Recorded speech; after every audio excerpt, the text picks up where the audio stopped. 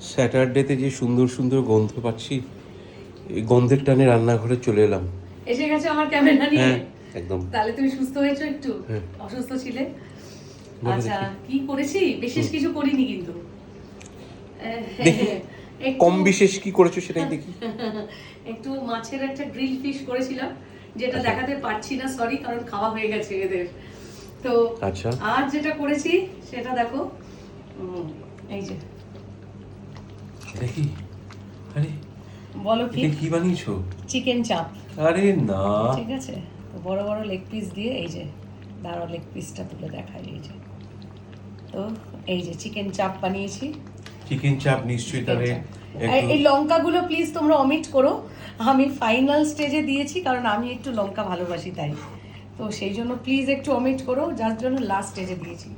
তো এই আর আরেকজনের জন্য, হ্যাঁ স্যার, ম্যাডাম, আমাদের ম্যাডামের জন্য কি হয়েছে? ম্যাডাম, ম্যাডাম কেউ বুঝবে না কিন্তু কে ম্যাডাম এখানে। দেখি না তো ম্যাডাম। ম্যাডামের জন্য পনির চাপ আহা। দেখাই একটু, দাঁড়াও, হাত দিয়ে দেখাবো না, স্পুন দিয়ে দেখাচ্ছি, একটু দাঁড়াও, ওয়েট করো। এই যে, এই দেখো, ও বিশাল বিশাল পনিরের সাইজ। হ্যাঁ পনির চাপ, এই ম্যাডামের জন্য এই পনির চাপ, আর আমাদের জন্য চিকেন চাপ আর রুটি। বাহ বাহ, তো এই হচ্ছে অসাধারণ ব্যাপার। অসাধারণ। তো বিশেষ কিছু করিনি কারণ আমি ফিরেছি অনেক লেটে, তারপরে এই, কিন্তু স্যাটারডে ভালো খেতেই হবে। নিশ্চয়ই, স্যাটারডে তো চিট ডে। হ্যাঁ, তো তোমাদের না জানিয়েই করে ফেলেছি সব।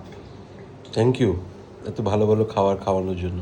তো ভিডিওটা ভালো লাগলে একটু লাইক শেয়ার কমেন্ট করে দিও, আর অবশ্যই চিকেন চাপের এই রেসিপিটা খুব শিগগিরই আসছে তোমাদের আমার মানে পেজে, তোমরা দেখে নিও আর বানিয়ে খেয়ে আমাকে জানিও কমেন্ট সেকশনে কেমন লাগছে।